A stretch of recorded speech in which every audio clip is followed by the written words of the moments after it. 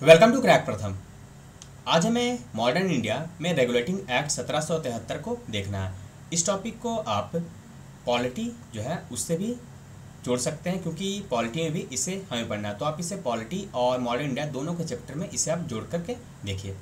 तो चलिए शुरू करते हैं। रेगुलेटिंग एक्ट 1773, उसे शुरू करने से पहले इसकी जो पृष्ठभूमि है उसे जानना आपको आवश्यक है, क्योंकि पृष्ठभूमि के आधार पर ही इस जो कॉम्प्लेक्स टॉपिक है उसे समझने में आसानी होगी। तो बक्सर युद्ध, यानी कि जो बक्सर युद्ध हुआ था उसके बाद ईस्ट इंडिया कंपनी और नवाब के बीच, यानी कि जो बादशाह थे मुगल बादशाह शाह आलम द्वितीय और गवर्नर का जो गवर्नर था कौन, लॉर्ड क्लाइव, उनके बीच एक समझौता हुआ। कब? 12 अगस्त 1765 को। इसमें हुआ कि ये जो बंगाल, बिहार और उड़ीसा है, बंगाल, बिहार और उड़ीसा की जो दीवानी थी, यानी कि राजस्व प्राप्ति का जो अधिकार है वह ईस्ट इंडिया कंपनी को प्रदान किया गया। यानी कि ये जो पूरा क्षेत्र है उनका ये अधिकार दे दिया है किसको? ईस्ट इंडिया कंपनी को। ये उस समय की जो पेंटिंग बनाई गई थी ये आप देख सकते हैं। बदले में ईस्ट इंडिया कंपनी को क्या देना था? बादशाह को 26 लाख रुपया वार्षिक, ये जो एक प्रकार से नजराना बोल सकते हैं, वो देना लगा। तो ये हुआ 26 लाख के बदले पूरे बंगाल, बिहार, उड़ीसा का राजस्व प्राप्ति का अधिकार अब मिल गया ईस्ट इंडिया कंपनी को। ये जो राजस्व वसूली के लिए कंपनी ने बंगाल और बिहार में 2 दीवान नियुक्त किए। ये जो बंगाल में दीवान नियुक्त किया कौन थे? मोहम्मद राजा खां, और बिहार में राजा सिताब राय। चूँकि ये कंपनी के थे इसलिए इनको कंपनी का पूरा एक प्रकार से जिम्मेदारी दी गई राजस्व वसूल करने का। ये 1765 यानी कि 1764 के बाद जो दीवानी प्राप्त की गई थी, तो ये 72 तक, यानी कि 1772 तक यह दोहरी प्रणाली अस्तित्व में रही। दोहरी इसलिए क्योंकि ये जो कंपनी था और नवाब दोनों इसमें भूमिका निभाने लगा, लेकिन सबसे अधिक भूमिका किसका था? दायित्व का, वो है नवाब का। यानी कि नवाब का काम था राजस्व इकट्ठा करना, यानी कि एक प्रकार से यह अब जो है ईस्ट इंडिया कंपनी का नाजिम बन गया, और ये बंगाल, बिहार और उड़ीसा से क्या हो गया कि राजस्व को इकट्ठा करने लगा। जबकि ये जो दीवानी अधिकार था, यानी कि राजस्व वसूली, यानी कि अंतिम रूप से किसके पास ये राजस्व जाने लगा? या कंपनी के पास जाने लगा। और बदले नवाब को क्या मिलता था? 26 लाख रुपए वार्षिक। चूंकि उस समय ईस्ट इंडिया कंपनी पर ब्रिटिश सरकार का ज़्यादा दबाव नहीं था, जिस कारण से ये जो कंपनी की कार्य प्रणाली है उसमें काफ़ी अनियमितताएं देखने को मिली।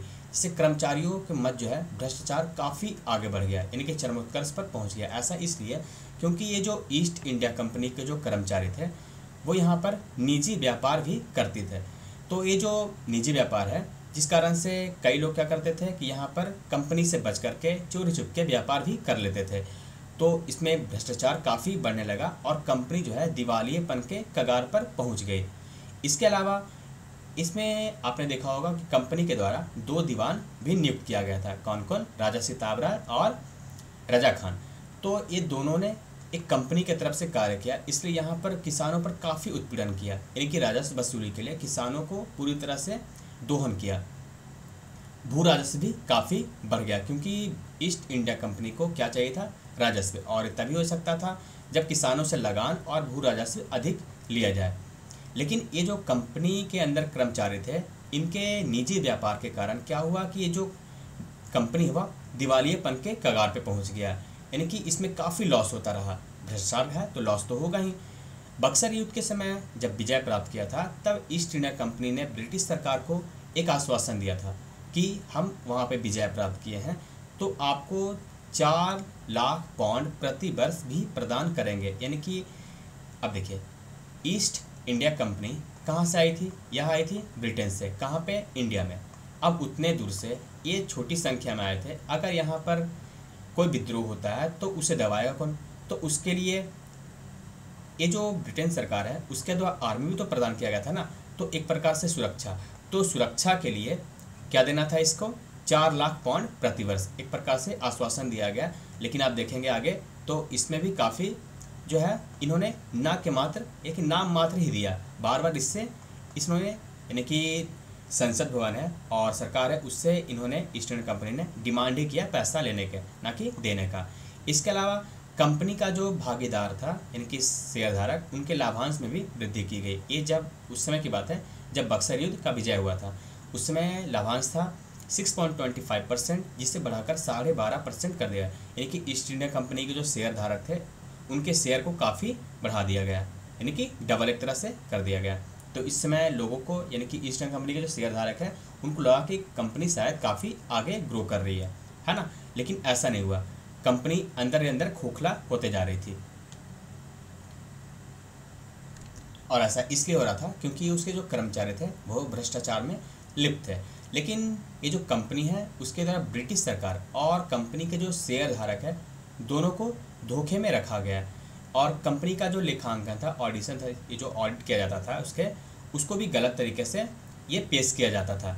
लेकिन यह तब पता चला जब 1770 में बंगाल में एक भीषण अकाल पड़ा। इसके अलावा हैदर अली के द्वारा जब कर्नाटक पर विजय प्राप्त कर लिया गया, तब ईस्ट इंडिया कंपनी का जो लंदन में शेयर था वह तेज़ी से गिरने लगा। तो अब पता चला कि ये जो ईस्ट इंडिया कंपनी है वो क्या है, काफ़ी लॉस में थी। कारण क्या है, आपको पता चला कि कौन से कारण थे।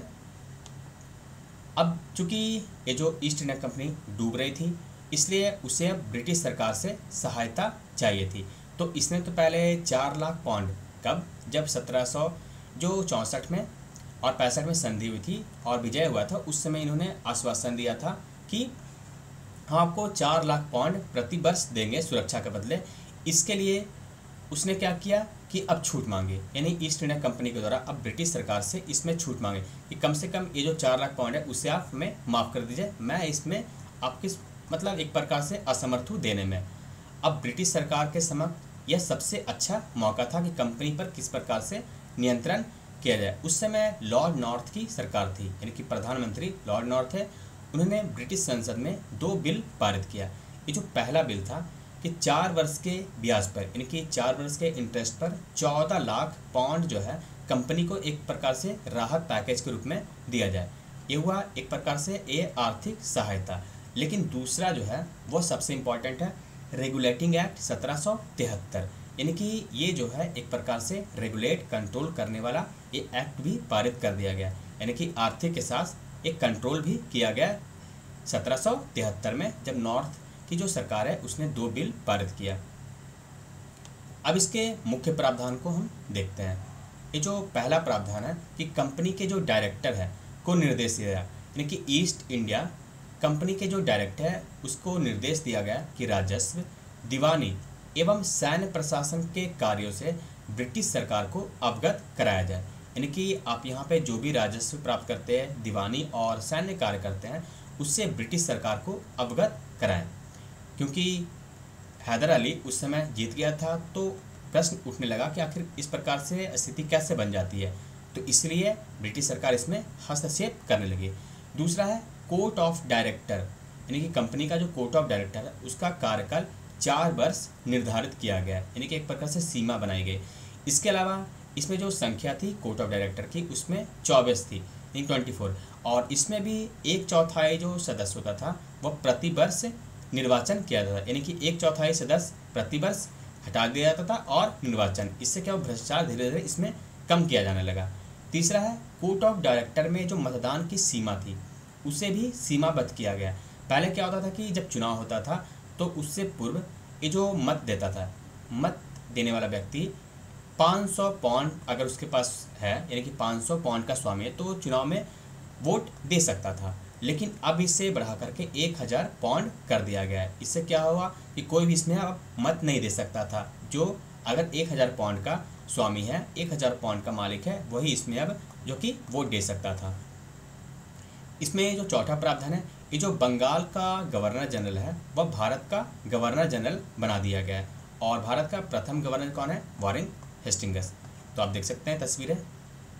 इसमें जो 5वां प्रावधान है, बंगाल ये जो गवर्नर जनरल को 4 सदस्यीय परिषद से जोड़ दिया गया, यानी कि जो भारत का गवर्नर जनरल बनाया गया उसे अब एक काउंसिल से जोड़ दिया गया, परिषद।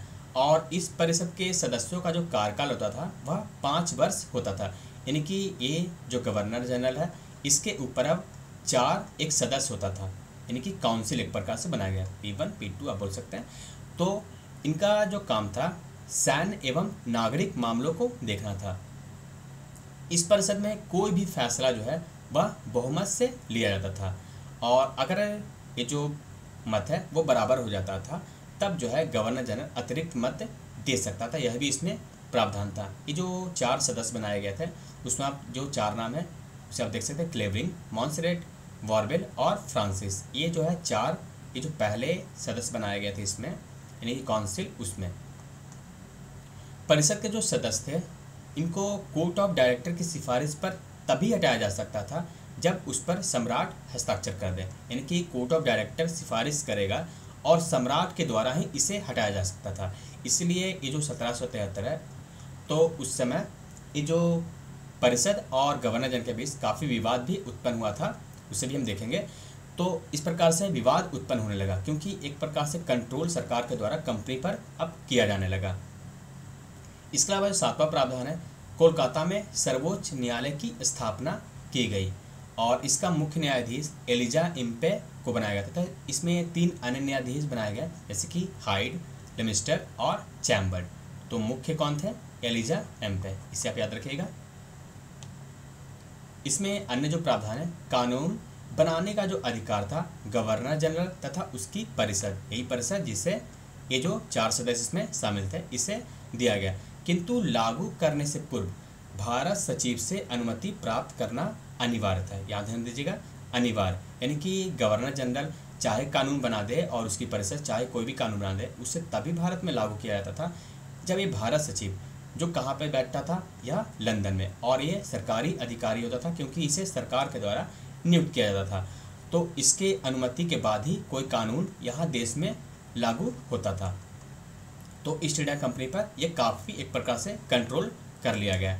इसके अलावा कर्मचारियों को निजी व्यापार करने पर पूरी तरह से प्रतिबंध लगा दिया गया, हालांकि उनके वेतन में वृद्धि किया गया। तो आपने देखा किस प्रकार से ईस्ट इंडिया कंपनी पर कंट्रोल किया गया है ना, किसके द्वारा? ब्रिटिश गवर्नमेंट के द्वारा।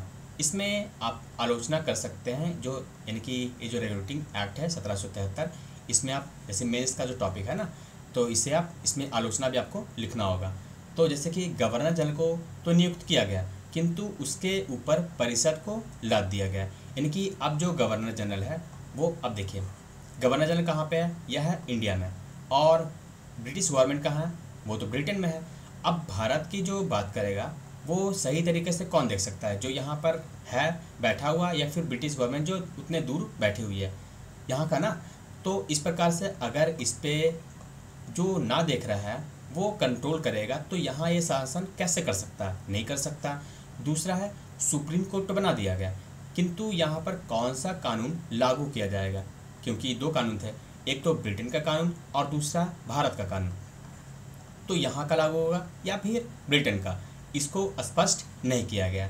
हालांकि कानून बनाने का अधिकार दिया गया था, लेकिन यहाँ पे कौन सा कानून लागू होगा, ब्रिटेन का या फिर भारत का, यह स्पष्ट नहीं किया गया था। ये इसके कुछ ये जो आलोचना आप इसको कर सकते हैं। इसीलिए 1781 में इस अधिनियम में कुछ संशोधन भी किया गया, जैसे कि सुप्रीम कोर्ट के न्याय क्षेत्र में परिवर्तन कर उसे राजस्व एकत्र में रुकावट डालने से रोका गया। यानी कि कंपनी अगर, क्योंकि कंपनी पर काफ़ी दबाव, अब 1773 में जो एक्ट पारित किया गया उसके बाद कंपनी पर काफ़ी जो है दबाव और कंट्रोल हो गया, और ये जो सुप्रीम कोर्ट वो भी राजस्व देखने लगी। तो ये क्या हुआ कि कंपनी का जो है एक प्रकार से फिर से इसका जो शेयर है गिरना, क्योंकि इसके जो शेयर धारक उसके लाभांश कम होने लगेंगे ना, तो इसलिए इसमें कुछ परिवर्तन किया गया और राजस्व एकत्र जो करने में रुकावट आती थी सुप्रीम कोर्ट के द्वारा, उस पर इसे रोक लगाया गया इस अधिनियम में संशोधन करने के बाद। 1781 में इसे अमेंड किया गया था। इसके अलावा इसमें जो अन्य प्रावधान किया गया, कानून बनाने के समय भारतीय रीति रिवाजों को भी सम्मान दिए जाने की बात की गई। तो ये कुछ इसमें जो प्रावधान किए गए 1781 के संशोधन के बाद। तो ये है 1773 का रेगुलेटिंग एक्ट। नेक्स्ट हम देखेंगे पीट्स इंडिया एक्ट। इसके अलावा आप देख सकते हैं कि जो मुख्य परीक्षा के प्रश्न यहाँ पे कुछ दिए गए, इसे आप लिख सकते हैं प्रैक्टिस के लिए। तो पहला है, जैसे कि बताइए 1773 का रेगुलेटिंग एक्ट के प्रावधानों का परीक्षण करें। आप बता सकते हैं ना इसका आंसर अब। दूसरा है 1773 का जो रेगुलेटिंग एक्ट है उसके मुख्य विशेषताओं को बतलाएं। तो यहाँ पर इसमें रेगुलेटिंग एक्ट के प्रावधान को आपको परीक्षण करना है, यानी कि एक प्रकार से आपको विश्लेषण करना है, इसमें कौन सी अच्छाई थी, कौन सी कमियां थी, उनके बारे में। और यहाँ दूसरा जो प्रश्न है, इसमें मुख्य विशेषताओं को आपको सिर्फ बतलाना है। तीसरा स्टेटमेंट वाइज क्वेश्चन है कि रेगुलेटिंग एक्ट का उद्देश्य अपने आप में अच्छा था, परंतु इसके द्वारा जो प्रणाली स्थापित की वह क्या है, त्रुटिपूर्ण। यहाँ पे दो प्रकार से इसे आप तोड़ करके देख सकते हैं। पहला ये जो भाग है रेगुलेटिंग एक्ट का उद्देश्य, यानी कि आपको इसके उद्देश्य के बतलाना है कि यह किस प्रकार से अच्छा था, है ना, किस प्रकार से अच्छा है। आपने देखा ये जो अकाल पड़े थे 1770 में, उसे कम करने के लिए यहाँ पर ये जो कंपनी को एक पर से कंट्रोल किया गया, क्योंकि यहाँ पर भ्रष्टाचार काफ़ी अधिक हो गया था।